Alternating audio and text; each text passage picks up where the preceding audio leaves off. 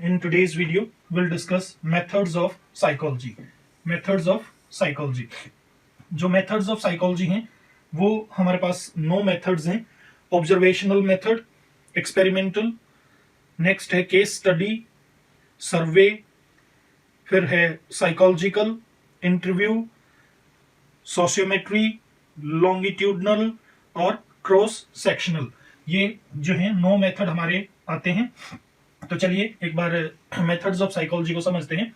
In order to understand human behaviour various scientific methods are used. तो ये जो methods हैं, जो मेथड्स ऑफ साइकोलॉजी, ये क्या होते हैं? ये एक तरीका होता है ह्यूमन बिहेवियर को समझने का. ठीक है, तो ये हमारे पास कई सारे हैं, कई सारे ऐसे तरीके हैं जिनके द्वारा मानव व्यवहार को समझा जाता है.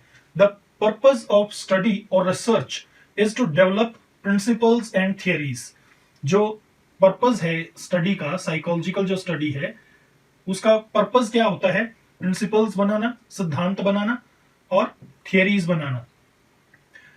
Test them and apply them solving different human problems. उसके बाद ये जब प्रिंसिपल्स एंड थियरीज बन जाती हैं तो उनको टेस्ट करना, ये एक पर्पस होता है. फिर उनको अप्लाई करना, जो डिफरेंट ह्यूमन प्रॉब्लम्स हैं उनको सॉल्व करने में अप्लाई करते हैं हम इन थियरीज और प्रिंसिपल्स को. In this way we develop dependable understanding that helps us in guiding behaviour in various situations. अलग अलग सिचुएशंस में बिहेवियर को गाइड करने में, व्यवहार को एक तरह से मार्गदर्शन देने में ये चीजें जो है हमारा साथ देती हैं, ये हमारी मदद करती हैं. A psychological research carried out scientifically has the characteristics of, उसमें क्या क्या कैरेक्टरिस्टिक्स होती हैं? पहली है ऑब्जेक्टिविटी. ऑब्जेक्टिविटी मींस, ऑब्जेक्टिविटी का जो अर्थ है वो होता है, क्योंकि यहां से आगे हमें चेंज करना पड़ता है. ऑब्जेक्टिविटी विच मींस, ऑब्जेक्टिविटी का पहले अर्थ समझ लीजिए. ऑब्जेक्टिविटी का अर्थ होता है निष्पक्षतावाद.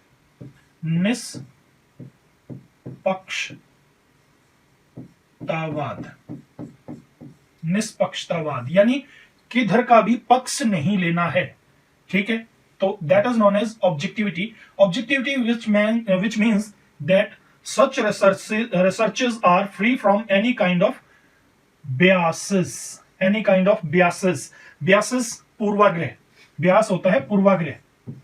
पूर्वाग्रह यानी कोई भी पहले से हम अपने मन में कुछ सोच के चलें, कोई आइडिया पहले से ही किसी भी इंसान के बारे में या किसी बिहेवियर के बारे में हम पहले से अपने माइंड में अगर कोई चीज सेट करके चले हुए हैं, तो वो है ब्यास, पूर्वाग्रह.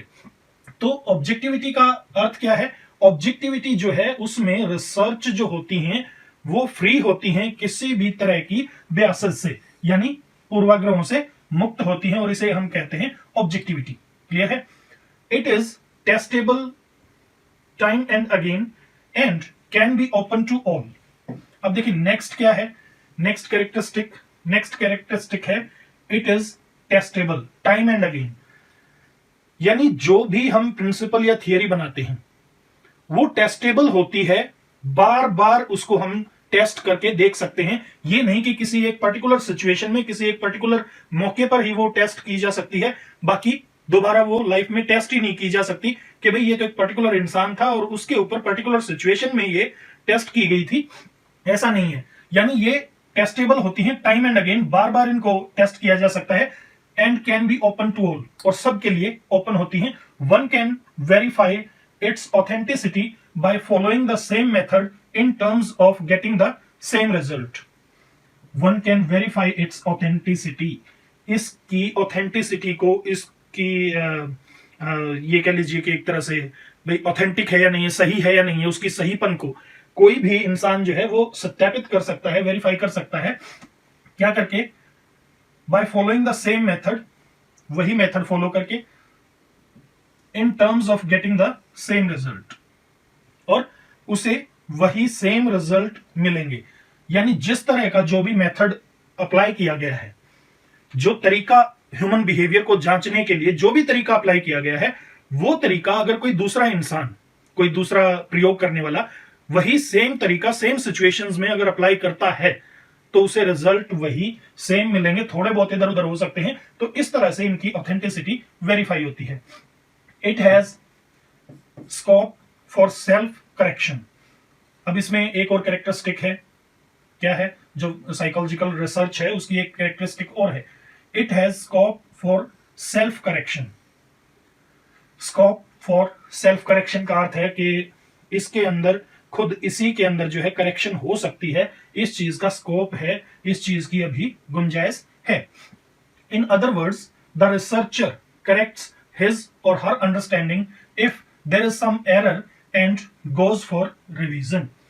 दूसरे शब्दों में हम ये कह सकते हैं कि जो रिसर्चर है वो अपनी अंडरस्टैंडिंग को, जो उसकी समझ है, उसे ठीक करता है दोबारा से अगर वहां पर कोई एरर है तो। Okay, and goes for revision, और उसी मेथड को रिवाइज करता है, यानी रिवीजन करके चीजों को दोबारा से समझ के और उनको ठीक किया जा सकता है। इस तरह से अपनी अंडरस्टैंडिंग में जो रिसर्चर है वो डेवलपमेंट ला सकता है। द साइंटिफिक स्टडीज, नेक्स्ट क्या है, the scientific studies also have the characteristic of replication.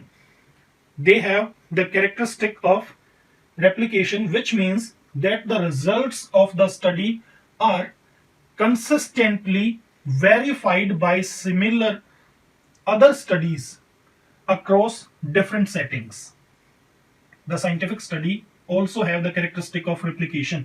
इसमें replication की भी एक characteristic होती है। replication की characteristic का अर्थ क्या है? इसका अर्थ है जो result है of the study are consistently verified, जो एक तरह से ये लगा लीजिए, जो भी इसके रिजल्ट होते हैं उनको कंसिस्टेंटली, लगातार सत्यापित किया जाता है, उन्हें सही माना जाता है। रेप्लिकेशन वैसे होता है, नकली रूप आप कह सकते हो, नकल कह सकते हो, प्रतिरूप कह सकते हो, ठीक है, नकल कह सकते हो, प्रतिरूप कह सकते हो। तो क्या होता है इसके अंदर, इसका अर्थ क्या है कि जो result of the study are consistently verified by similar other studies across different settings. Same studies करके दूसरी सेटिंग्स के अंदर, दूसरे लोगों पे, दूसरी जगहों पे सेम स्टडीज करके वही सेम रिजल्ट पाके, इस जो कोई भी थियरी होती है, मान लीजिए कोई भी प्रिंसिपल बनाया, कोई थियरी बनाई, उस थियरी या प्रिंसिपल को दूसरी, मान लीजिए ये यहां पर इंडिया में बनाई और वहां कहीं जाकर उसने चाइना में या अमेरिका में कहीं दूसरी जगह पे किसी दूसरे इंसान ने डिफरेंट सेटिंग्स में सेम थियरी को अप्लाई किया। यहां एक थियरी अप्लाई हुई थी, यहां एक थियरी अप्लाई हुई थी, जो रिजल्ट यहां आए वही रिजल्ट यहां भी आए। तो क्या होता है, जो प्रिंसिपल है उसका सत्यापन होता है, उसे वेरीफाई किया जाता है कि हाँ भाई ये सही है। तो इसका अर्थ क्या है रेप्लिकेशन का, कि अलग अलग सेटिंग्स में वो स्टडीज की जाती हैं और उन स्टडीज से सेम रिजल्ट पाके इनको कंसिस्टेंट तरीके से वेरीफाई कर दिया जाता है। In psychology a number of methods are used to carry out scientific studies.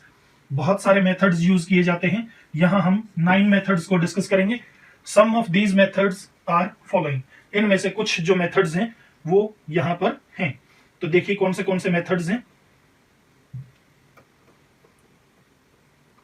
First है observational method, observation method. Observation यानी ऑब्जर्व करना चीजों को, उनके ऊपर ध्यान रखना। एक्सपेरिमेंट मेथड, इसमें एक्सपेरिमेंट करके देखते हैं, प्रयोग करके देखते हैं। केस स्टडी मेथड, किसी पर्टिकुलर केस की स्टडी की जाती है। सर्वे मेथड, सर्वे तो आप समझते ही होंगे, जैसे वो कई बार ऑनलाइन सर्वे भी होता है, कई बार घरों में जाके भी लोग सर्वे करते हैं, तो उस तरह का सर्वे मेथड। और psychological testing method, psychology check करना, मेंटल या जो बिहेवियर है उन सब चीजों को चेक करना। इंटरव्यू मेथड, इंटरव्यू मेथड भी आप समझते होंगे, इंटरव्यू लेकर। सोशियोमेट्री मेथड, अब ये सोशियोमेट्री मेथड क्या होता है, समाजमिति मेथड। समाजमिति मतलब एक तरह से सामाजिक तरीके से उस चीज को समझना, वो वाला मेथड। नेक्स्ट है लॉन्गिट्यूडनल मेथड। लॉन्गिट्यूडनल मेथड क्या होता है,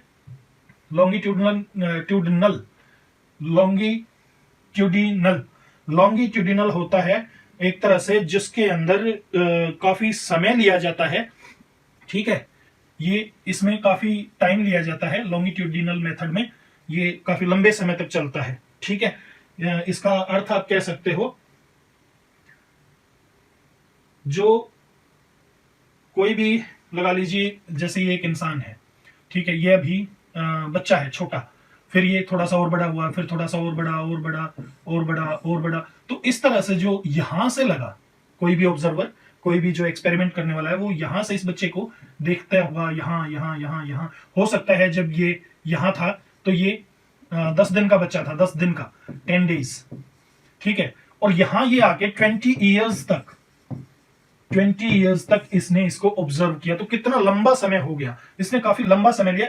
this method is known as longitudinal method. Next है क्रॉस सेक्शनल मेथड। ये क्रॉस सेक्शनल मेथड होता है जिसमें क्रॉस सेक्शंस, अलग अलग जो सेक्शंस है सोसाइटी के, वो ले लिए जाते हैं क्रॉस सेक्शनल मेथड। या ग्रुप में भी एक तरह से, जैसे एक ग्रुप है, तो ये इंसान है, एक ये है, एक ये है, एक ये है, एक ये है, भाई अब इसका इसके प्रति क्या बिहेवियर है, इसका इसके प्रति, इसका इसके प्रति, इसका इसके प्रति, या इसका इसके प्रति, या इसका इसके प्रति, या इसका इसके प्रति, इस तरह से वो क्रॉस सेक्शनल किया जाता है। तो व्हाट इज इंट्रोस्पेक्शन? ये इंट्रोस्पेक्शन क्या होता है उसे समझिए। Introspection was the first method developed bye psychologists. Psychologists ने जो पहला मेथड डेवलप किया था वो था इंट्रोस्पेक्शन, फर्स्ट मेथड, ठीक है। फर्स्ट मेथड जो डेवलप किया वो था introspection. It was developed by structuralists. किसने डेवलप किया? स्ट्रक्चरलिस्ट्स ने, ठीक है। फर्स्ट मेथड था, first method developed by structuralists, ध्यान रखना है ये। But it is now not being used in psychology due to high level of subjectivity involved in it, क्योंकि इसके अंदर काफी सब्जेक्टिविटी जो है वो इन्वॉल्व होती है, जो एक तरह से कह लीजिए जो सब्जेक्ट है वो हाई लेवल पे होता है, तो उसकी वजह से इसे अब यूज नहीं करते। Introspection is composed of two words, one intro and second spection, where intro means within and spection means looking। Starting में था ना कि look inside, अंदर, अपने अंदर देखना। thus introspection implies looking within self to experience one own mental state, अपनी खुद की मेंटल स्टेट को एक्सपीरियंस करना। अब मान लीजिए कोई भी बंदा प्रयोग कर रहा है, वो मेरे ऊपर ही प्रयोग कर रहा है और वो मुझे कहता है भाई आप इंट्रोस्पेक्शन करके मुझे बताएं, मैं कुछ भी कह सकता हूं, ठीक है। तो जो मेरा मतलब इन्वॉल्वमेंट होगा वो हाई लेवल पे होगा वहां पे, इस वजह से इसको जो है अभी एक तरह से यूज नहीं करते, ये रिजेक्ट कर दिया गया है। आगे अब देखते हैं ऑब्जर्वेशनल मेथड कि ऑब्जर्वेशनल मेथड है क्या।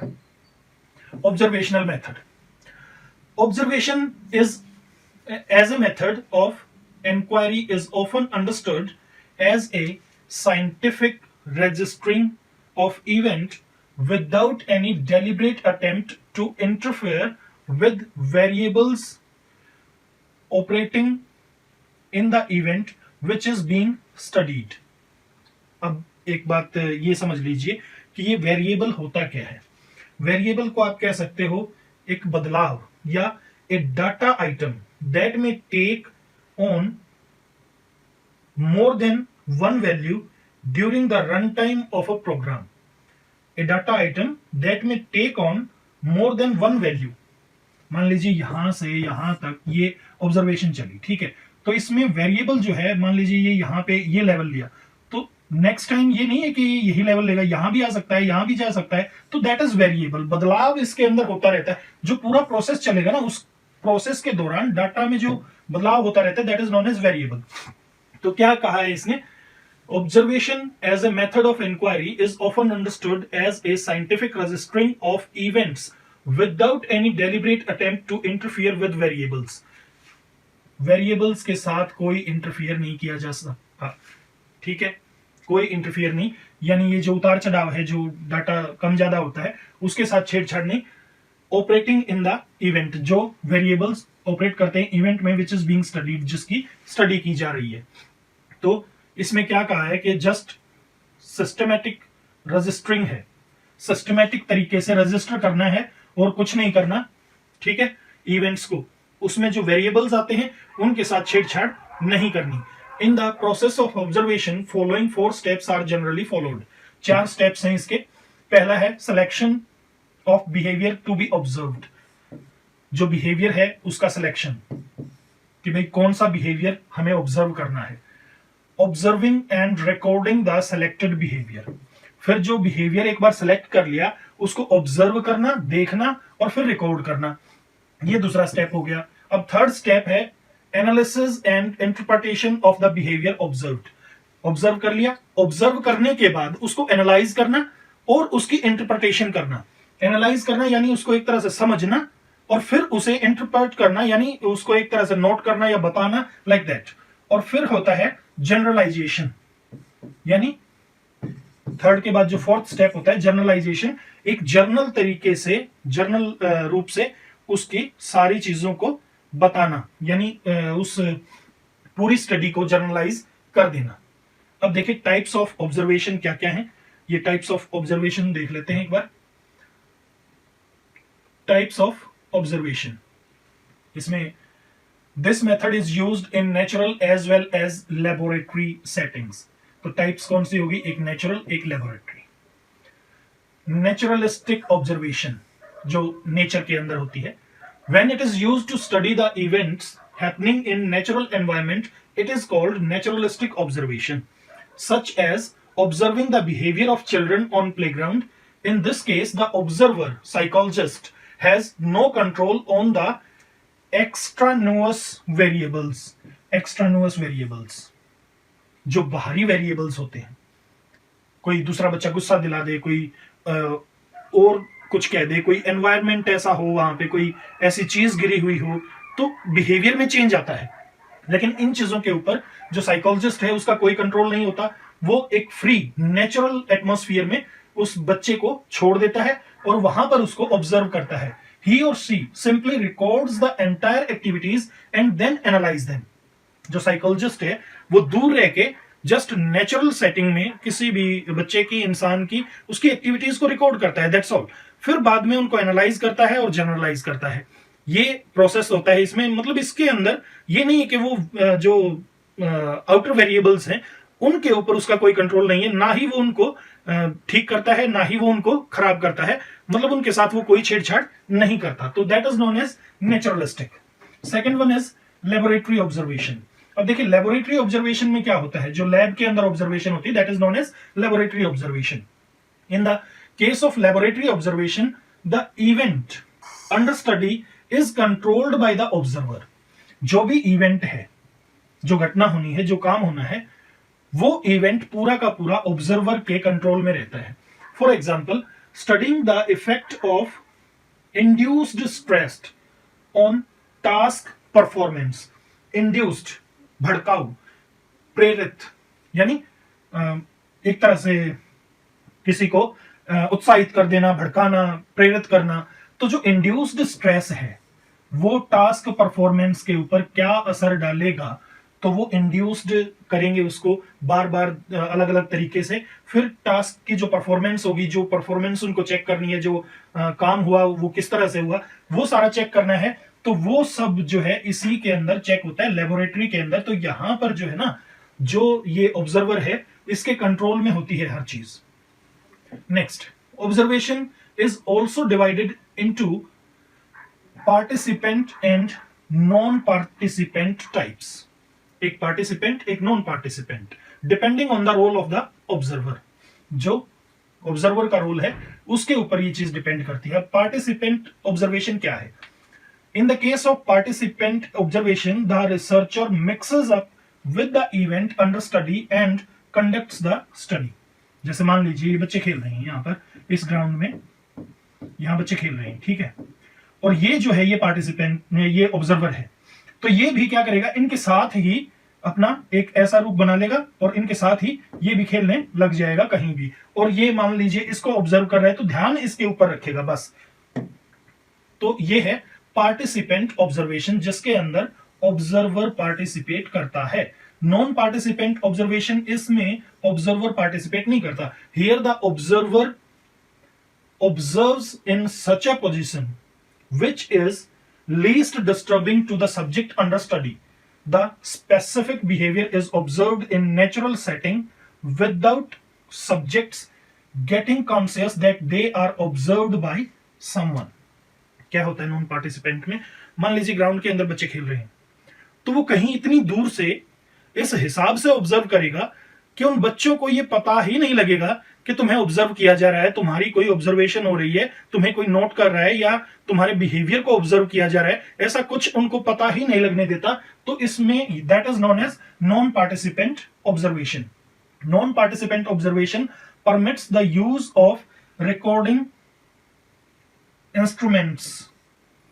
जो नॉन पार्टिसिपेंट ऑब्जर्वेशन है, इसमें रिकॉर्डिंग इंस्ट्रूमेंट्स जैसे कैमरा से, फोन से या टेप से, किसी भी तरह से, मतलब वो कुछ रिकॉर्ड कर सकते हैं ताकि वो बाद में उस चीज को दोबारा से देख के अच्छे से समझ लें. नेक्स्ट आता है characteristics of a good observation. जो गुड ऑब्जर्वेशन है उसकी कैरेक्टरिस्टिक्स क्या क्या है? तो 4 कैरेक्टरिस्टिक्स बताई हैं. एक, proper planning, proper execution, proper recording of the observed behavior and proper interpretation of recorded behavior. पहले प्रॉपर प्लानिंग हो, अगला है प्रॉपरली एग्जीक्यूट की जाए वो प्लानिंग, यानी ढंग से उसको एग्जीक्यूट करना, एक तरह से कह लीजिए क्रियान्वित करना. प्रॉपर एग्जीक्यूशन, क्रियान्वन यानी क्रियान्वित करना, उसको अमल में लाना. आप ये कह सकते हो कि प्रॉपर एग्जीक्यूशन का अर्थ है प्रॉपर अमल में लाना उस चीज को. पहले प्रॉपर प्लानिंग करना, फिर उस प्लानिंग को प्रॉपर अमल में लाना, उसके बाद प्रॉपर रिकॉर्डिंग करना, यानी वो चाहे अपनी नोटबुक में, बुक में, फोन में, किसी भी तरह से रिकॉर्ड करे उस चीज को, लेकिन ऑब्जर्व्ड बिहेवियर को प्रॉपर तरीके से रिकॉर्ड करना, और फिर proper interpretation of recorded behaviour. जो भी बिहेवियर रिकॉर्ड हुआ है उसको इंटरप्रेट करे एक प्रॉपर तरीके से, ढंग से उसे एक्सप्लेन करे, बताए.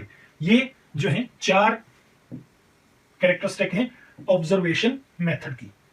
Proper planning, proper execution, proper recording of observed behaviour and proper interpretation of recorded behaviour.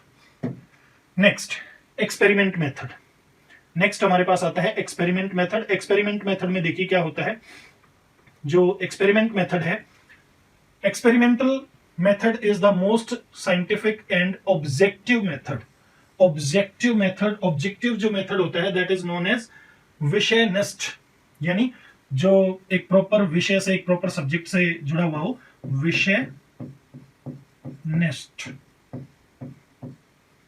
विषयनिष्ठ.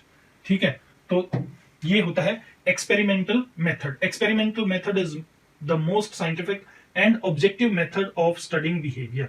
ये बहुत ही साइंटिफिक और विषयनिष्ठ मेथड है स्टडिंग बिहेवियर का, यानी व्यवहार को स्टडी करने का, समझने का.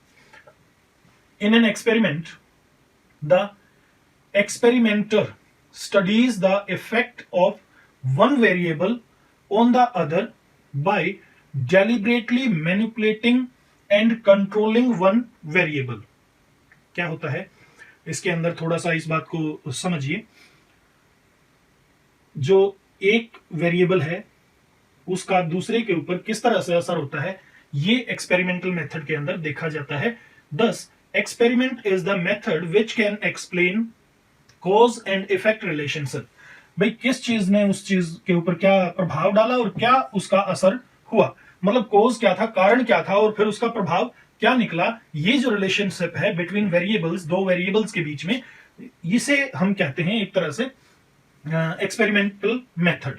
अकॉर्डिंग टू फेस्टिंगर के according the essence of an experiment may be described as observing the effect on a dependent variable of the manipulation of an independent variable.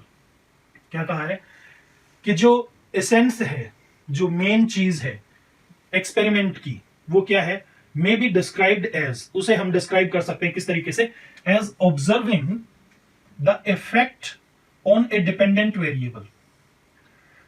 क्या चीज आई? Dependent variable. डिपेंडेंट वेरिएबल के ऊपर क्या असर आता है? किस चीज का? Of the manipulation of an independent variable. जो मैनिपुलेशन की जाती है, जो एक तरह से मैनिपुलेट करना होता है ना, किसी भी चीज को मैनिपुलेट कर देना, यानी उसे अपने तरीके से सही करके बताना या अपने कंट्रोल से उस चीज को घुमाना, दैट इज मैनिपुलेशन। तो जो manipulated of the manipulation of an independent variable, जो मैनिपुलेटेड वेरिएबल है इंडिपेंडेंट वेरिएबल, उसका क्या असर आता है डिपेंडेंट वेरिएबल पे? तो दो चीजें आई, इंडिपेंडेंट वेरिएबल और मैनिपुलेशन। तो आप समझ लीजिए, इंडिपेंडेंट वेरिएबल को वो मैनिपुलेट करता है, मतलब अपने ढंग से उसे तरोड़ मरोड़ सकता है, लाइक दैट। ठीक है, अब समझिए कि ये जो डिपेंडेंट और इंडिपेंडेंट वेरिएबल है वो चीज है क्या? क्या है कि we can change the type of information given to the participants to see what effect will be there on the amount of information remembered. In this example, the information given to the participants is the independent variable because it changes, and the information remembered by the participants is the dependent variable because it is measured.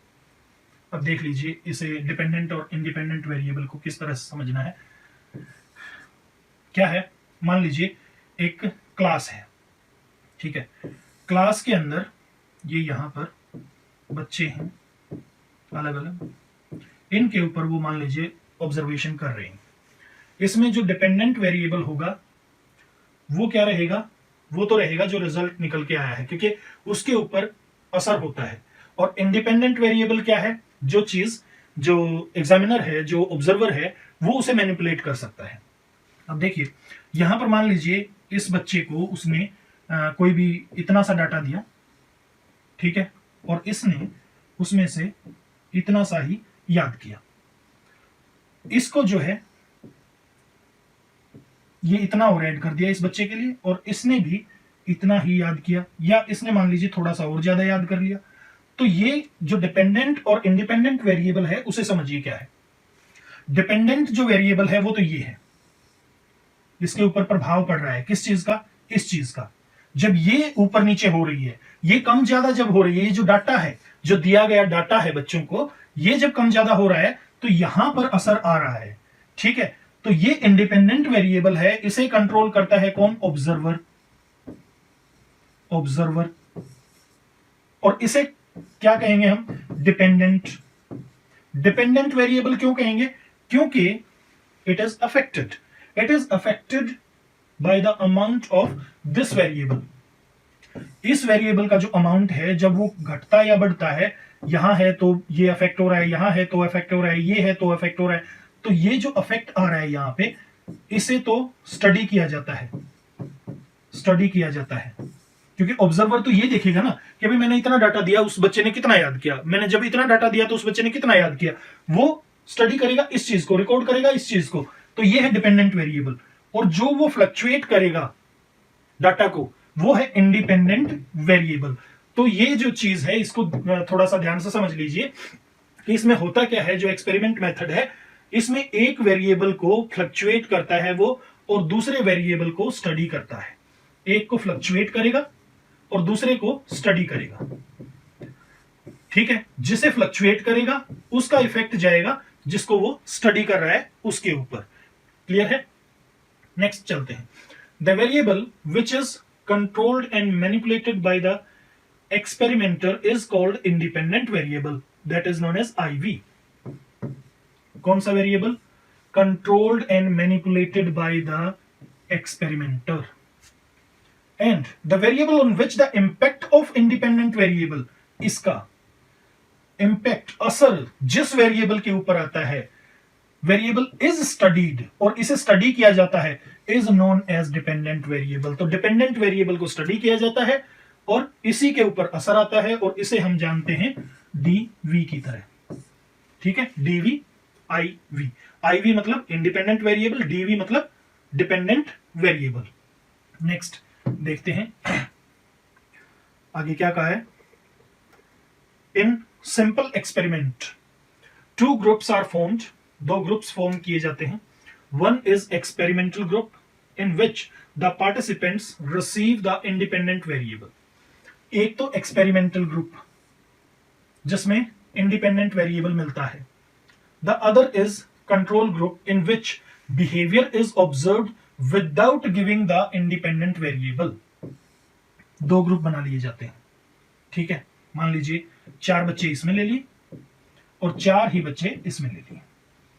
यहां पर क्या किया, यहां पर दिया एक बार इतना amount, फिर मान लीजिए कोई डाटा दे दिया, जैसे मैप का दे दिया, ठीक है। मैप को कैसे समझते हैं वो, फिर जैसे मान लीजिए उन्होंने मैथमेटिक्स का दे दिया, ये भी हो सकता है, उसको कैसे याद रखते हैं। या कोई भी एक पर्टिकुलर डाटा ले लिया, जैसे कोई एक पर्टिकुलर पैसेज ले लिया, वो दिया, फिर थोड़ा सा और ज्यादा बड़ा पैसेज दिया, फिर हो सकता है और ज्यादा बड़ी स्टोरी दे दी।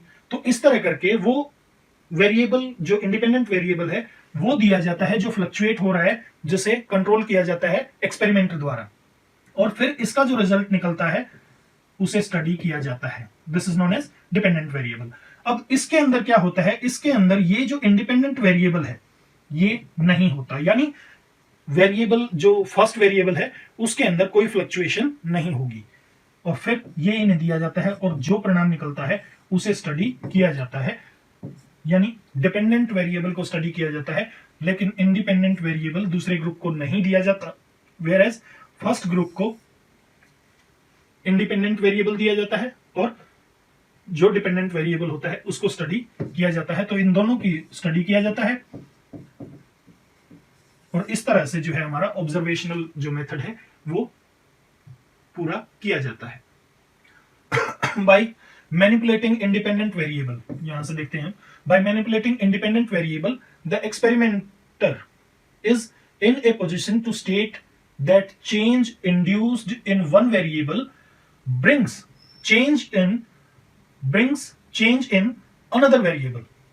क्या कह रहा है कि जो इंडिपेंडेंट वेरिएबल है जब इसके अंदर चेंज हुआ तो जो दूसरा वेरिएबल था, ये मान लीजिए सब्जेक्ट है, इसको ये इंडिपेंडेंट वेरिएबल दिया गया, तो जो डिपेंडेंट वेरिएबल है ये जो निकला ये भी चेंज हुआ, ठीक है। ये चीज वो ऑब्जर्व करता है। By manipulating independent variable, independent variable को मैनिपुलेट करके the experiment is in a position to state, वो इस अवस्था में होता है कि वो ये स्टेट कर पाए, ये दर्शा पाए that change in induced in one variable, जो चेंज इंड्यूस किया जाता है, जो प्रेरित कर लीजिए या जो भरा जाता है, जो चेंज किसके अंदर, एक वेरिएबल के अंदर, brings change in another variable, वो दूसरे वेरिएबल में चेंज ले आता है।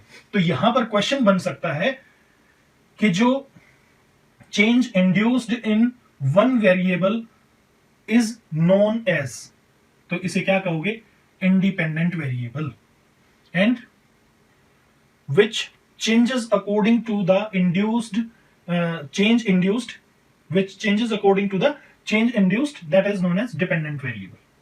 Apart from these variables, the experiment has to also simultaneously take care of other variables which are beyond his or her direct control. Apart from these variables, in variables के अलावा कौन से independent variable और dependent variable, इन दो variables के अलावा जो experiment है उसे साइमल्टेनियसली उसी टाइम पे इस चीज का भी ध्यान रखना होता है कि जो दूसरे वेरिएबल्स हैं जो उसके डायरेक्ट कंट्रोल से बाहर हैं, उन चीजों का भी ध्यान रखना होता है। सच वेरिएबल्स आर कॉल्ड एक्सट्रानुअस वेरिएबल्स, बाहरी वेरिएबल। अब वो बाहरी वेरिएबल देखिए कैसे, भाई हो सकता है कोई जो बच्चा है वो हिचकिचा जाए, ठीक है। अब ये एक मैं बिल्कुल सच्ची आपको बात बता रहा हूं, क्या हुआ, एक क्लास के अंदर मैं पढ़ा रहा था, ठीक है, यहां पे मैं खड़ा, यहां पढ़ा रहा हूं, यहां बच्चे बैठे हैं लाइक दैट। तो इनमें एक बच्चा जो है वो याद करके आया, घर से क्वेश्चंस याद करके आया, लेकिन वो मुझसे डरता था। अब पता नहीं वो क्यों डरता था। तो जब मैंने उसको खड़ा किया और मैं उससे सुनने लगा, ये बच्चा बिल्कुल साफ, खत्म, कुछ नहीं सुनाया, घबरा गया, रोने लगा। मैंने कहा बेटा तू जा, पहले पानी पी के आ, आराम से जा, पानी पी के आ। वो पानी पीने चला गया। तब तक जो क्लास में दूसरे बच्चे थे उन्होंने कहा कि सर इसे याद है और इसने हमें सुनाए थे, हमने इससे सुने क्वेश्चंस, इसे सारे याद हैं, लेकिन ये आपके सामने सुना नहीं पा रहा है। मैंने कहा कोई बात नहीं, लेट हिम कम। वो बच्चा जब आया यहां से तो मैंने सीधा उसे अपने पास बुलाया, प्यार से उसे समझाया कि बेटा इसमें डरने की क्या बात है, ज्यादा से ज्यादा क्या होगा, गलत आंसर होगा ना, इससे आगे क्या होगा, मैं आपको कुछ नहीं कहूंगा, जस्ट आंसर मी, राइट और wrong, that is not an issue. उस बच्चे ने सारे के सारे आंसर्स ठीक सुना दिए। अब ये जो वेरिएबल था कौन सा, वो भय, वो आउटर वेरिएबल था, वो हमारी कंट्रोल से बाहर था। वो तो चलो ठीक है, बच्चा मेरे पास आया, मैंने उसे समझाया, वो मान गया और उसका भय चला गया। लेकिन अगर ना जाता तो हम क्या कर सकते थे, कुछ भी नहीं। तो एक पर्टिकुलर सिचुएशन में कुछ वेरिएबल्स होते हैं जिन्हें हम एक्स्ट्रानुअस वेरिएबल्स कहते हैं। तो ये जो एक्स्ट्रानुअस वेरिएबल्स हैं, ये जो एग्जामिनर है, जो भी एक्सपेरिमेंट कर रहा है, एक्सपेरिमेंटर है, उसकी डायरेक्ट कंट्रोल से ये चीजें बाहर होती हैं। तो such variables are called extraneous variables and need to be controlled as they might confound the effect of independent variable। क्योंकि ये क्या कर सकते हैं, ये इंडिपेंडेंट वेरिएबल का जो इफेक्ट है उसे कंफाउंड कर सकते हैं, उसको बिगाड़ सकते हैं। तो इसमें क्या है, ये ध्यान रखना है कि इनको जितना हो सके उतना अवॉइड किया जाए। Best described an experiment as follows. जो बेस्ट डिस्क्राइब्ड एक्सपेरिमेंट है वो किस तरह से है, नीचे दिया गया है। Experimental research is the description and analysis of what will be or what will occur under carefully controlled conditions. What will be or what will occur यानी क्या होगा, क्या होगा कब, अंडर केयरफुली कंट्रोल्ड कंडीशंस, जब बहुत ही केयरफुल तरीके से कंडीशंस को कंट्रोल करके और आप कहीं पर अप्लाई करोगे तो उसका परिणाम क्या होगा, दैट इज एक्सपेरिमेंट। ठीक है, जब ये एनालाइज कर लिया जाए, जब इस तरह से एनालाइज कर लिया जाए कि भाई जो केयरफुल तरीके से कंट्रोल की गई कंडीशंस हैं अगर वो अप्लाई की जाएं तो क्या परिणाम होंगे, क्या निकल के हमारे सामने आएगा, क्या कंडीशन रहेगी, वो जो एनालिसिस है, वो जो ऑब्जर्वेशन है, that is known as experiment या experimental method. Next, case study method. Case study method क्या है? In this method the main unit of analysis is the individual and his experience across different contexts in life. It focuses on the individual's interactional patterns with significant others as well as his personal experiences across different real life situations.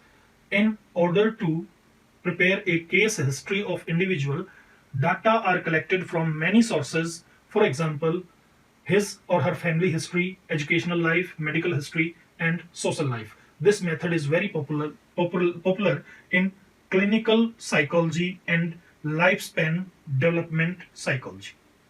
देखिए, case study method, किसी एक particular case को study करना।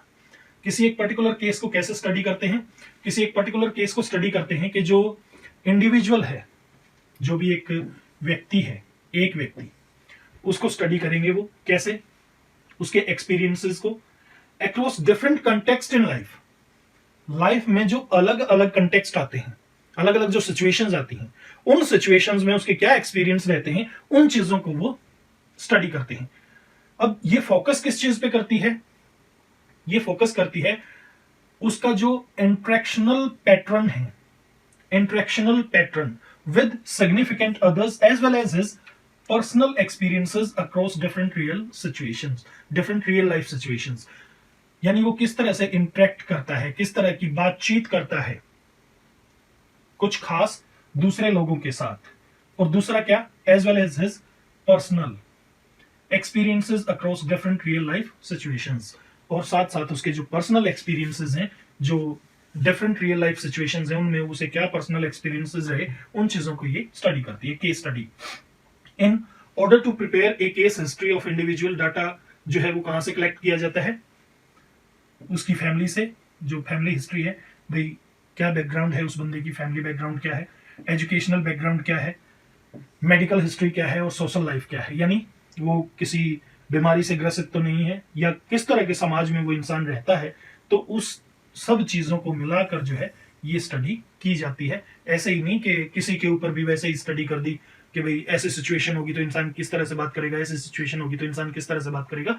ये देखा जाता है family history, educational life, medical history and social life, ये चीजें जो है इफेक्ट डालती हैं किसके ऊपर, केस स्टडी के ऊपर। This method is very popular in clinical psychology. तो which method is very popular in clinical psychology या in clinical and life span development psychology, इनके अंदर कौन सा मेथड जो है वो पॉपुलर है, that is case study method. Okay, case study method. Next, survey method. अब सर्वे मेथड तो आप समझते ही होंगे, सर्वे मेथड किस तरह से होता है। सर्वे मेथड में क्या होता है, एक सर्वे किया जाता है, कुछ क्वेश्चंस दिए जाते हैं। अब वो क्वेश्चंस ऑनलाइन भी हो सकते हैं, ऑफलाइन भी हो सकते हैं, फोन पे भी हो सकते हैं, किसी भी फॉर्म में हो सकते हैं, मतलब तो वो क्वेश्चंस कुछ इस तरह से बनते हैं। दो ऑप्शंस हैं उसमें, एक जैसे ये क्वेश्चन दिया गया, ठीक है, उसके ऑप्शंस दे दिए, यहाँ पे 4 ऑप्शंस प्रोवाइड करवा दिए, भाई आपको इनमें से एक सिलेक्ट करना है। ये क्वेश्चन है, इन चारों में से एक सिलेक्ट करना है, तो कोई इसको सिलेक्ट करेगा, कोई इसको, कोई इसको, कोई इसको, तो दैट इज सर्वे मेथड। अब दूसरा क्या होता है, एक क्वेश्चन दे दिया जाता है, और ये जो क्वेश्चन दिया गया, इस क्वेश्चन का आंसर एक सेंटेंस में, 2 सेंटेंस में बंदा अपने फ्री विल से कुछ भी दे सकता है, वो भी सर्वे मेथड होता है, ठीक है।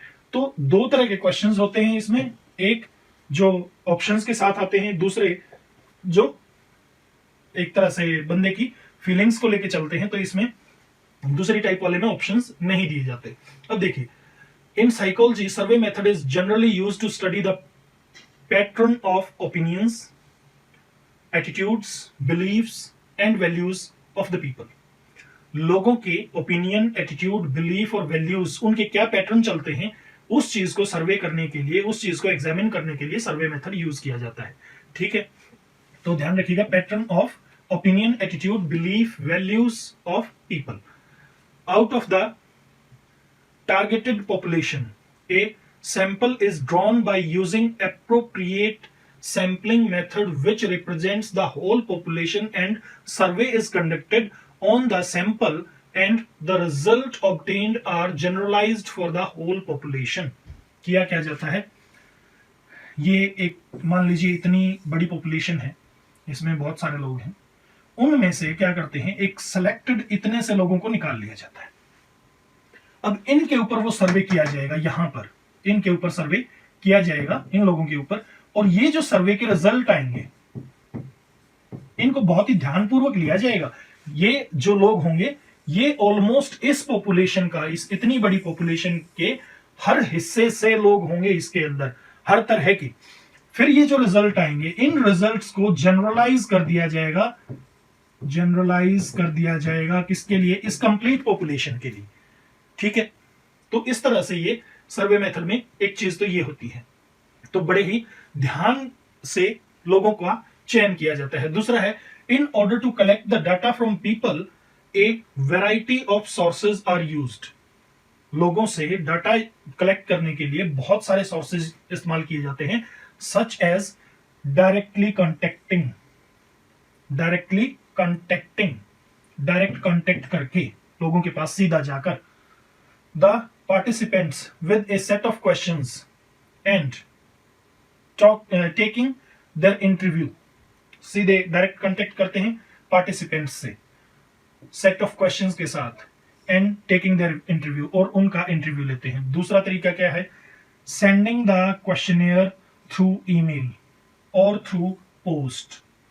क्वेश्चनियर भेज दिया जाता है, सेट ऑफ क्वेश्चंस भेज दिए जाते हैं, या तो ईमेल से या पोस्ट से, या बाय पोस्ट या by email, and asking them to send SMS by their mobile phones, और उनसे क्या कहा जाता है कि आप SMS भेजिए अपने मोबाइल फोन से। हो सकता है ईमेल से भी आंसर मांग लिए जाए, पोस्ट से भी मांग लिए जाए और SMS भी करवा लिए जाए। तो इस तरह से अलग अलग तरीके जो है अपनाए जाते हैं। 10. In survey, research is generally conducted through questionnaire or interview. तो दो ही मोस्ट ऑफ द टाइम दो ही टेक्निक्स होती हैं, क्वेश्चनेयर या इंटरव्यू। तो अगर पूछ लिया जाए इन विच मेथड क्वेश्चनेयर और इंटरव्यूज आर यूज्ड, तो दैट इज सर्वे मेथड। ध्यान रखना, it can be conducted on a single individual as well as on a group. ये एक इंडिविजुअल पे भी हो सकता है सर्वे और ग्रुप पे भी हो सकता है। Next, psychological test.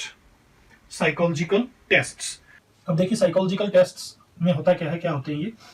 Psychological tests are designed and developed to access various psychological activities. बहुत सारी साइकोलॉजिकल एक्टिविटीज को एक्सेस करने के लिए ये टेस्ट डिजाइन किए जाते हैं, डेवलप किए जाते हैं। They are developed on the basis of a theoretical framework। एक theoretical framework होता है, उसके ऊपर बेस होते हैं ये test.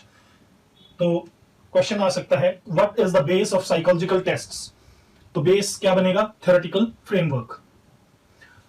For example, a test of intelligence is developed following a theory of intelligence।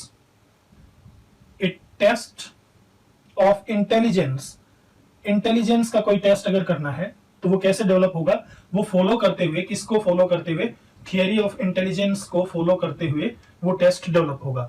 दस a psychological test provides an objective assessment of different qualities and limitations of the individual. क्या करता है साइकोलॉजिकल टेस्ट जो है वो एक objective assessment देता है। ऑब्जेक्टिव असेसमेंट मतलब एक वस्तुनिष्ठ, वस्तुपरक एक मूल्यांकन हमें प्रदान करता है of different qualities and limitations of the individual. किसी भी व्यक्ति की अलग अलग जो क्वालिटीज हैं, लिमिटेशंस हैं, उनके बारे में हमें ये एक सही मूल्यांकन देगा, वस्तुपरक, वस्तुनिष्ठ मूल्यांकन हमें देगा। A standardised psychological test has properties of reliability and validity. What type of properties does a psychological test have तो दो प्रॉपर्टीज होती हैं, एक रिलायबिलिटी, दो validity. Reliability is a test refers to its consistency in terms of yielding dependable scores. जो reliability होती है वो एक टेस्ट होता है जो रेफर करता है to its consistency in terms of yielding. Yielding होता है मान लेना, तो consistency in terms of yielding dependable scores.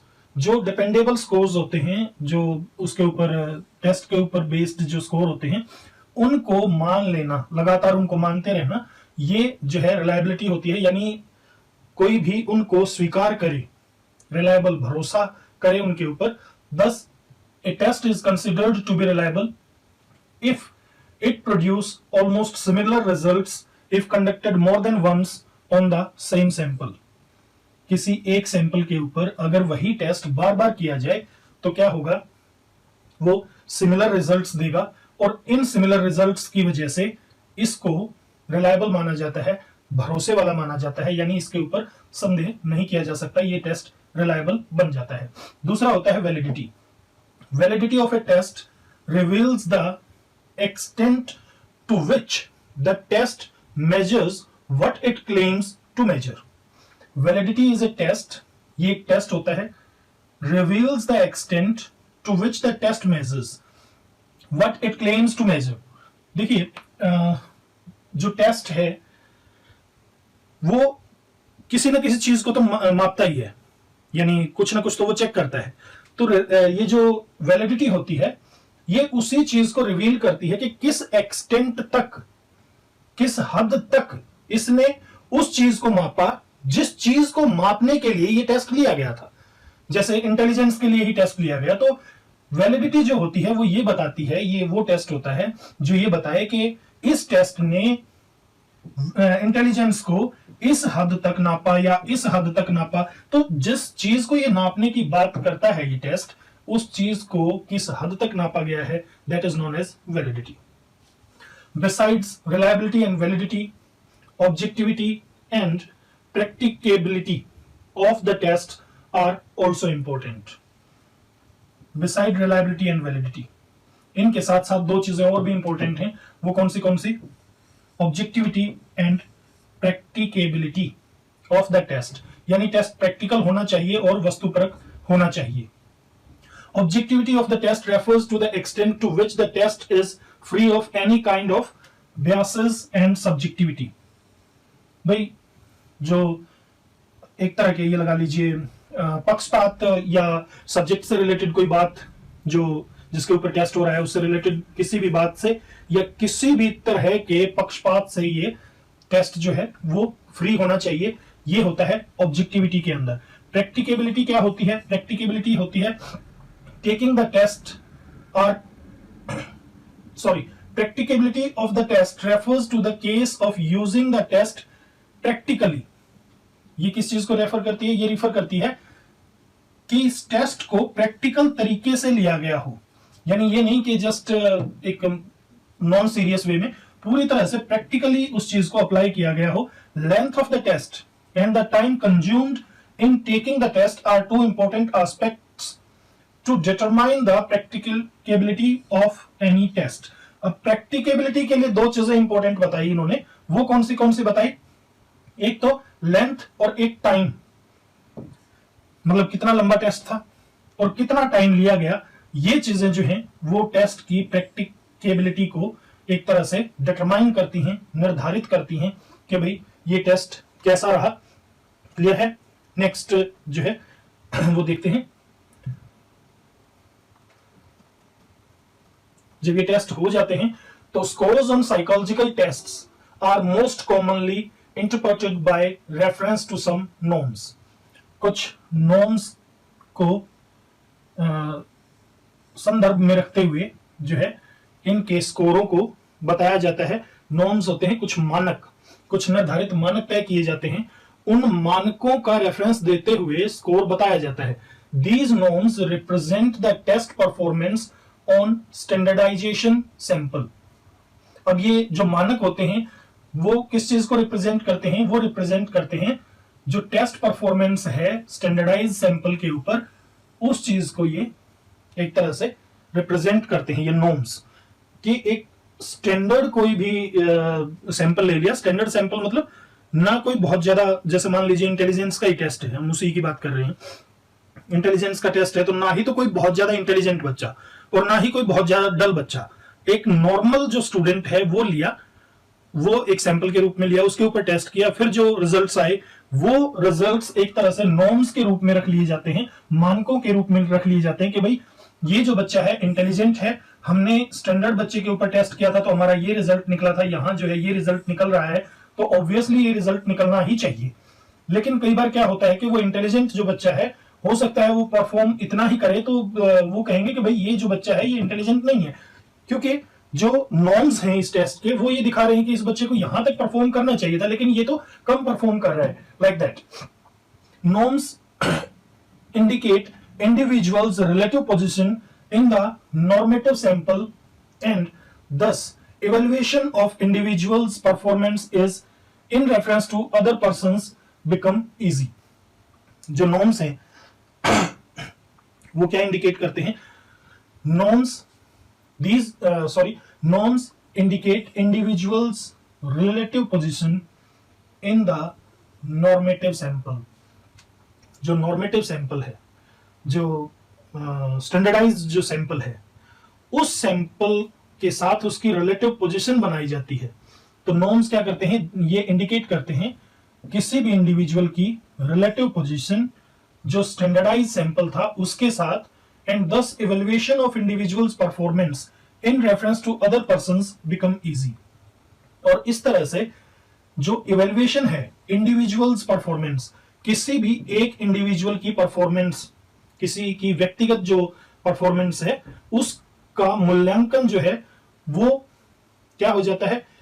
Easy बन जाता है, becomes easy in reference to other persons, दूसरे पर्संस के रेफरेंस में, दूसरे लोगों के संदर्भ में इस इंडिविजुअल की परफॉर्मेंस का इवेल्युएशन बहुत ही इजी बन जाता है जब इसको जो स्टैंडर्डाइज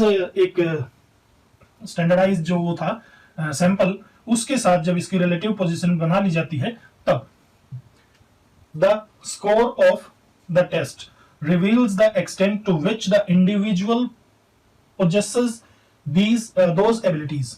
जो स्कोर होते हैं टेस्ट के, वो क्या दिखाते हैं कि जो इंडिविजुअल है वो पोजेस करता है, उसके पास मतलब उसका अधिकार है, वो पोजेशन में है उसके, क्या कि किस एक्सटेंट तक वो उन क्वालिटीज को पोजेस करता है जो एक सैंपल या एक स्टैंडर्डाइज जो सैंपल है उसके ऊपर जब टेस्ट किया गया, मान लीजिए यहां 1 2 3 4 5 6 7 8 9 10, ये 10 वो लेवल मान के चले। जो स्टैंडर्डाइज है इंटेलिजेंस के टेस्ट के लिए, जो स्टैंडर्डाइज सैंपल था उसने यहां पर स्कोर किया 8 उस टेस्ट में। दूसरा जो बच्चा है उसने मान लीजिए स्कोर किया यहां पर 5, और एक बच्चे ने स्कोर किया यहां पर 10 आउट ऑफ 10। तो क्या मतलब जो स्कोर है वो क्या बता रहा है कि जो एबिलिटी है, कौन सी एबिलिटी, इंटेलिजेंस की, ठीक है, इंटेलिजेंस की जो एबिलिटी है वो ये जो इंडिविजुअल्स के ऊपर, एक के ऊपर ये टेस्ट किया, एक के ऊपर ये, एक के ऊपर ये, तो इंडिविजुअल कितनी पोजीशन रखता है उस इंटेलिजेंस की, उस एबिलिटी की, एक 5, एक 8, एक 10, यानी ये बहुत ही ज्यादा इंटेलिजेंट है, ये कम इंटेलिजेंट है, ये नॉर्मल है, ठीक है। तो इस तरह से जो स्कोर है वो डिसाइड करता है कि पोजीशन कितना है उन एबिलिटीज के ऊपर किसी भी इंडिविजुअल का। व्हाट आर नॉर्म्स, ये नॉर्म्स होते क्या हैं? Norms refer to the information regarding the group performance of a particular reference on a particular measure to which an individual can be compared. Norms refer to the information, वो information होती है, उस information को ये refer करते हैं जो कि ग्रुप की परफॉर्मेंस के संबंध में होती है, ऑफ ए पर्टिकुलर रेफरेंस, किसी एक विशिष्ट संदर्भ में, ऑन ए पर्टिकुलर मेजर, और एक पर्टिकुलर तरीके से उसको मेजर किया जाए। यानी एक ग्रुप ने एक परफॉर्मेंस दी किसी एक संदर्भ में, किसी एक कोई भी टेस्ट ले लिया है, कोई भी चीज है, उसके ऊपर पूरे ग्रुप ने क्या एक मतलब रेफरेंस जो परफॉर्मेंस है वो क्या परफॉर्मेंस दी है, और उस परफॉर्मेंस को मेजर कर लिया गया। फिर क्या किया, measure to which an individual can be compared, और अब उस पूरे ग्रुप की जो परफॉर्मेंस है उसके साथ, ये ग्रुप है पूरा, इसके साथ कंपेयर किया एक को, इंडिविजुअल को, इसकी परफॉर्मेंस के साथ इस एक की परफॉर्मेंस को जब कंपेयर करके देखते हैं। Norms actually mean standardised score. Norms जो हैं वो स्टैंडर्डाइज्ड स्कोर होते हैं, मानक निर्धारित किए जाते हैं। Norms indicate individuals relative position in his group and thus are helpful in evaluation of individuals performance in comparison to other individuals। पूरे ग्रुप में एक टेस्ट लिया गया, इस ग्रुप के अंदर जब टेस्ट लिया गया तो क्या है, एक ये, एक ये, एक ये, एक ये, इस तरह से 8 बच्चे ले लिए उन्होंने, मान लीजिए ये जो 8 बच्चे इन्होंने लिए हैं, इन 8 बच्चों में क्या है भाई, इसका जो है दूसरे बच्चों के साथ क्या रिलेशन है, इसका दूसरों के साथ क्या रिलेशन है, एक एक का जो है एक तरह से वो रिलेशन देखा गया, ठीक है। और वो रिलेशन देखकर फिर ये अंदाजा लगाया गया कि इसकी जो परफॉर्मेंस है ग्रुप में वो कितनी है, इसकी कितनी है, इसकी कितनी, इसकी कितनी, मतलब फिर इंडिविजुअल का, पहले ग्रुप का टेस्ट लिया, फिर उनका रिलेशन देखा, और फिर इंडिविजुअल की जो परफॉर्मेंस है उसको चेक किया गया, उस चीज को ध्यान में रखते हुए कि उनका आपस में रिलेशन क्या है। तो तब जाके जो स्टैंडर्डाइज्ड स्कोर होता है उसे हम कहते हैं नॉर्म्स। तो ध्यान रखिए, norms means standardised scores, norms means standardised score, ये होता है नॉर्म्स, ये चीज हमें ध्यान रखनी है। नेक्स्ट देखते हैं interview method. Interview method is a term which is quite commonly used. ये एक ऐसा टर्म है जो बहुत ही कॉमनली यूज किया जाता है। It is a technique of data collection in which a face-to-face interaction occurs between two persons with set objectives. कुछ ऑब्जेक्टिव सेट कर लिए जाते हैं, कुछ ये मान लिया जाता है कि भाई हमें इससे प्राप्त क्या करना है, ये चीज एक सेट कर ली जाती है, कुछ विशेष मतलब उद्देश्य सेट कर लिए जाते हैं। उन विशिष्ट सेट उद्देश्यों के साथ फेस टू फेस आमने सामने बैठकर इंटरेक्शन होती है, बातचीत होती है, क्वेश्चन आंसर चलते हैं। तो जो बंदा टेस्ट ले रहा है वो क्वेश्चन पूछेगा और जो बंदा उस टेस्ट को फेस कर रहा है वो आंसर्स देगा। तो इस तरह से ये होता है कुछ सेट ऑब्जेक्टिव्स के साथ। The person who conducts interview is called interviewer and the person who give response कर लीजिए, इज कॉल्ड इंटरव्यूई। ठीक है, तो interviewer, interviewee. Besides face to face setting, the interviews are also conducted through telephone, एक साधन ये भी है। दूसरा इंटरनेट भी इसका साधन है, एंड वीडियो कॉन्फ्रेंसिंग या वीडियो कॉल भी आप इसे कह सकते हैं। तो इस तरह भी इंटरव्यू हो सकता है, वीडियो कॉन्फ्रेंस से हो सकता है, इंटरनेट से हो सकता है, टेलीफोन से हो सकता है। The main purpose of interview is to understand various personal characteristics such as attitudes, values, interests and preferences. ये चीज है ध्यान में रखने की कि इंटरव्यू का मेन मकसद क्या होता है। उसमें क्या होता है मेन मकसद? इंटरव्यू का जो मेन मकसद होता है वो होता है किसी भी व्यक्ति की विशिष्ट जो व्यक्तिगत कैरेक्टरिस्टिक्स हैं, क्वालिटीज हैं, कुछ विशिष्ट, उनको समझना। और वो कैरेक्टरिस्टिक्स कौन सी? एटीट्यूड को, वैल्यूज को, इंटरेस्ट को और प्रेफरेंस को। किस चीज को महत्व देता है, किस चीज में इंटरेस्टेड है, वो किन वैल्यूज को मानता है, क्या उसका एटीट्यूड है, इन चीजों को समझना जो है वो इंटरव्यू का मेन आधार होता है।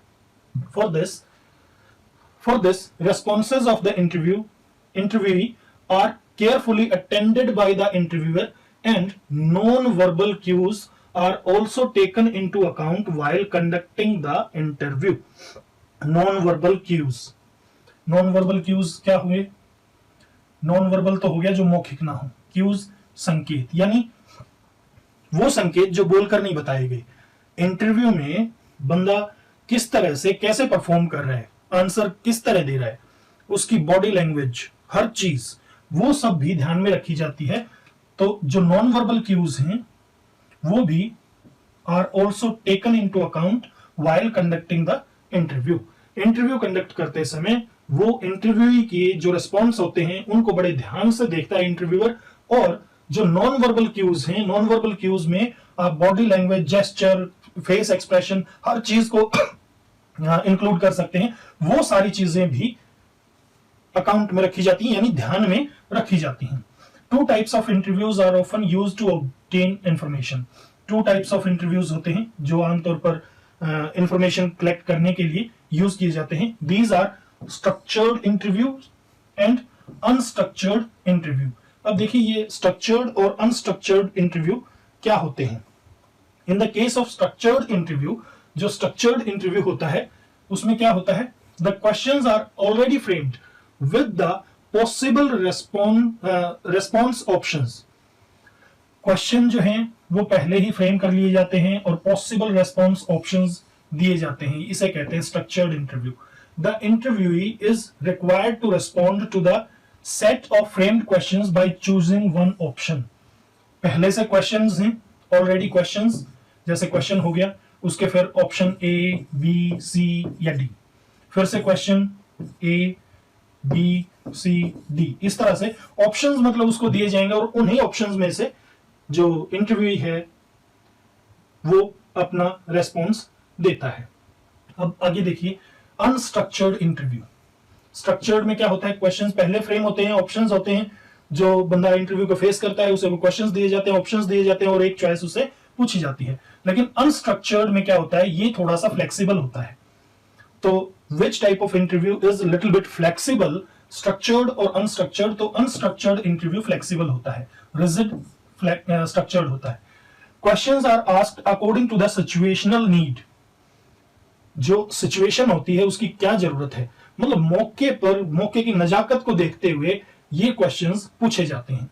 And on the basis of choice of the interviewer, और जो क्वेश्चंस होते हैं आगे क्या होता है, on the basis of choice of the interviewer, भाई जो इंटरव्यूअर है, जो इंटरव्यू ले रहा है, उसकी क्या चॉइस है, वो कैसे क्वेश्चन पूछना चाहता है, तो ऑन द स्पॉट वो कैसे भी क्वेश्चंस फ्रेम कर सकता है। It comprises of a variety of open ended questions, इसमें बहुत से ओपन एंडेड क्वेश्चंस होते हैं। And the interviewee gives his और her response as freely as possible, तो जो रेस्पॉन्स देने के लिए ये बिल्कुल फ्री होता है। ये नहीं है कि जस्ट ऑप्शंस में से एक ऑप्शन ही बताना है, नहीं, वो वहां पर अपना कोई भी मत दे सकता है उन क्वेश्चंस के आंसर में। और ओपन एंडेड क्वेश्चंस होते हैं, यानी ये एक तरह से इनके आंसर्स बहुत लंबे भी दिए जा सकते हैं। सोशियोमेट्री मेथड, जो सोशियोमेट्री मेथड होता है उसमें क्या है, sociometry method was developed bye Moreno. It is most commonly used in the field of social psychology. किसमें यूज होता है, सोशल साइकोलॉजी में यूज होता है। It is used to determine the degree of interactions and associations in a group. किस लिए use होता है, ये निर्धारित करने के लिए, क्या निर्धारित करने के लिए, degree of interaction and association. Degree मतलब किस लेवल तक है इंटरेक्शन, ग्रुप के अंदर क्या बातचीत है, क्या उसमें संबंध है, एसोसिएशन क्या है, आपस में क्या संबंध है और क्या उनके बीच में इंटरेक्शन होती है, इस चीज को डिटरमाइन करता है सोशियोमेट्री मेथड, जो मोरेनो ने डेवलप किया था।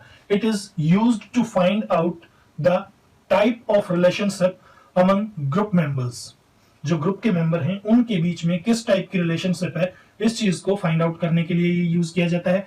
And the degree of expectation and rejection of a particular individual in group, और जो ग्रुप के अंदर मान लीजिए 10 मेंबर्स हैं इस तरह से, तो किसी भी एक इंडिविजुअल की क्या मतलब डिग्री है एक्सेप्टेंस की और रिजेक्शन की, यानी इस बंदे को जैसे हम देखते हैं तो इसे ये बाकी के नो किस तरह से एक्सेप्ट कर रहे हैं और किस तरह से रिजेक्ट कर रहे हैं, फिर इसको देखा, इसको देखा, इसको देखा, तो इसी तरह से मतलब जो है सबको देखा जाता है कि भाई कौन किस तरह से रिएक्ट कर रहा है। For finding out these relationship following types of questions are asked to the group members. इस तरह की रिलेशनशिप को फाइंड आउट करने के लिए क्या क्वेश्चंस पूछे जाते हैं वो एक बार देखिए। ग्रुप के बाकी मेंबर्स से हम ये मान के चलते हैं कि इस तरह से ये हो गए हमारे पास 6 मेंबर, 6 में से इसके बारे में हमें पता करना है, ठीक है, कि ग्रुप में इसकी रिजेक्शन या एक्सेप्टेंस की क्या डिग्री है। तो बाकी जो 5 मेंबर्स हैं उनसे क्वेश्चंस क्या पूछे जाएंगे, with whom would you like to spend your leisure time, आप अपना फ्री टाइम किसके साथ बिताना चाहते हैं। With whom would you like to go for an outing, आप किसके साथ बाहर जाना पसंद करेंगे, ठीक है।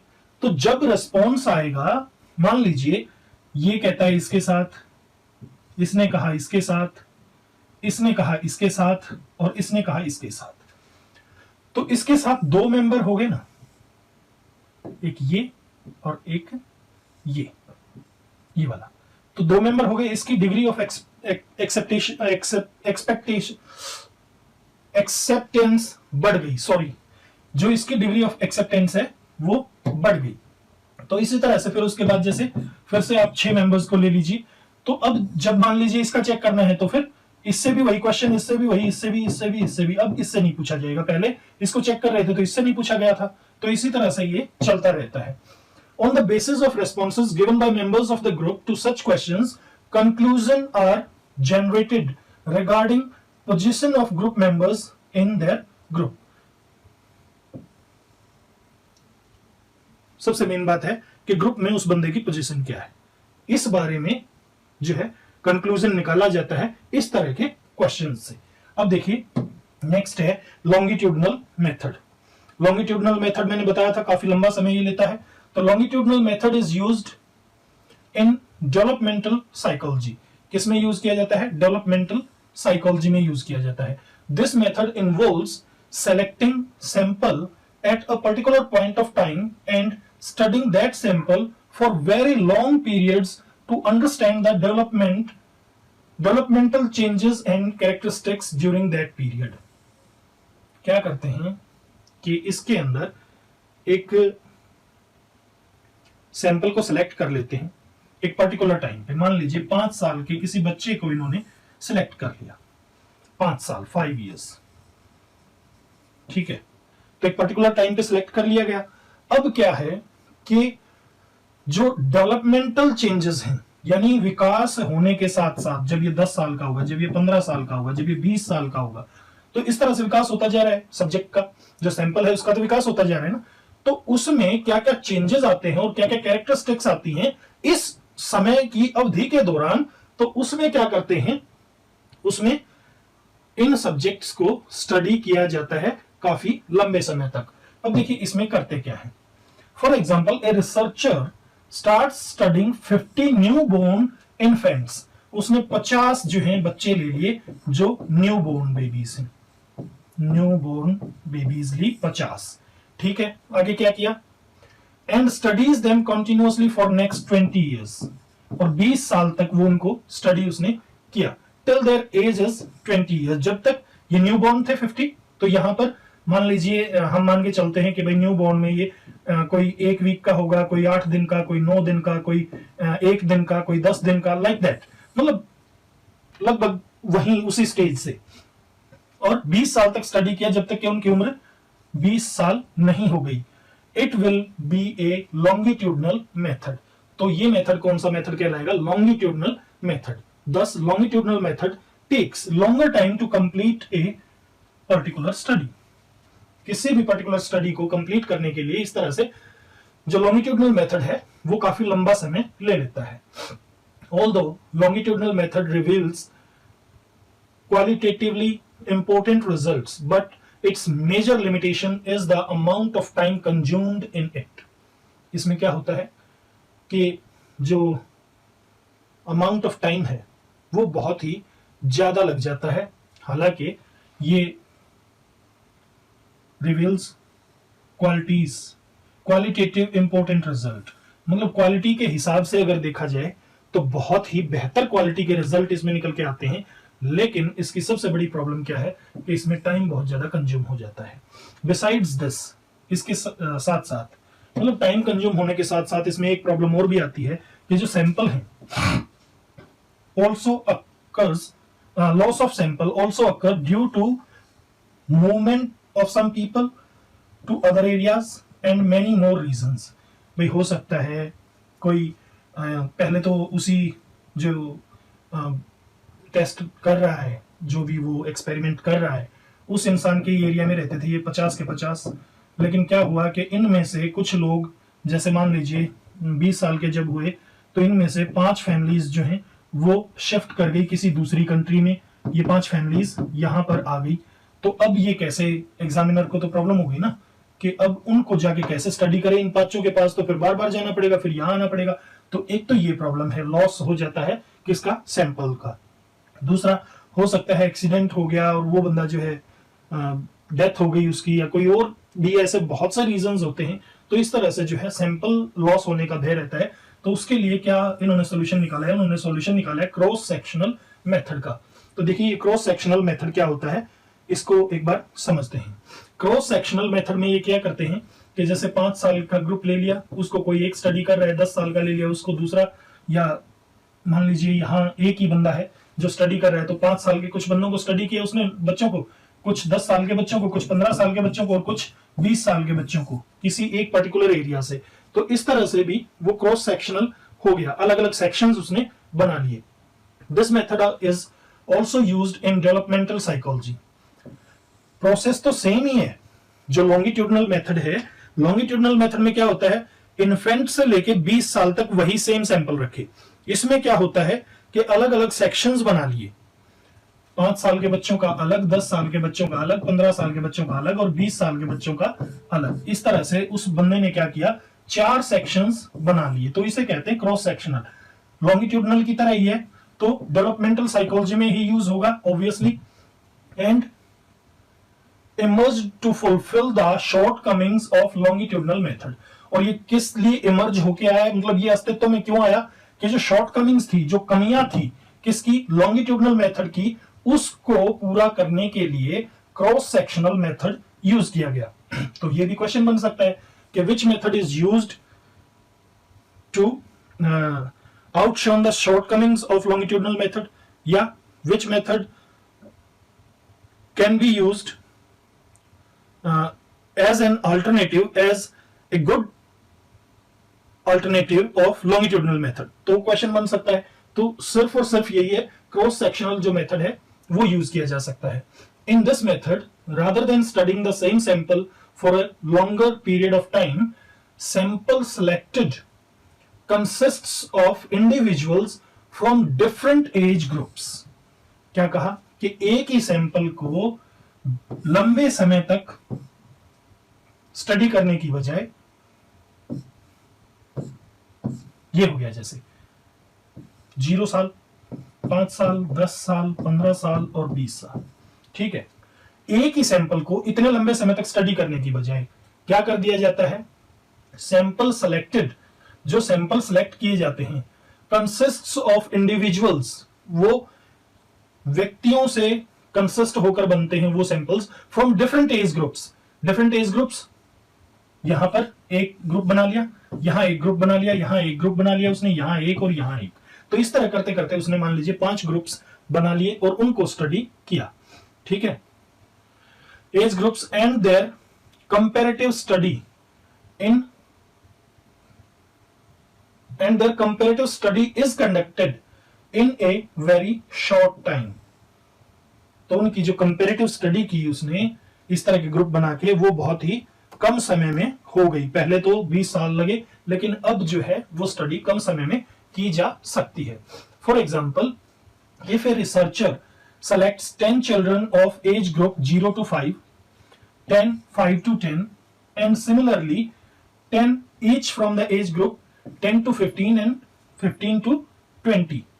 तो 0 to 5 का एक ग्रुप बना लिया, 5 to 10 का दूसरा ग्रुप और 10 to 15 का तीसरा ग्रुप और ये चौथा ग्रुप. और हर ग्रुप में कितने बच्चे लिए, 10 बच्चे इसमें, 10 बच्चे इसमें, 10 बच्चे इसमें और 10 बच्चे इसमें. तो यहां पर टोटल जो सैंपल हुए ना वो तो हो गए 40, लेकिन टाइम कम हो गया. लॉन्गिट्यूडनल मेथड में क्या था कि सैंपल तो रहेंगे 10 ही, लेकिन टाइम बहुत लंबा हो जाएगा. तो दोनों में ये डिफरेंस है. आगे देखिए, and studies their characteristics and compares them to interpret and conclude the findings.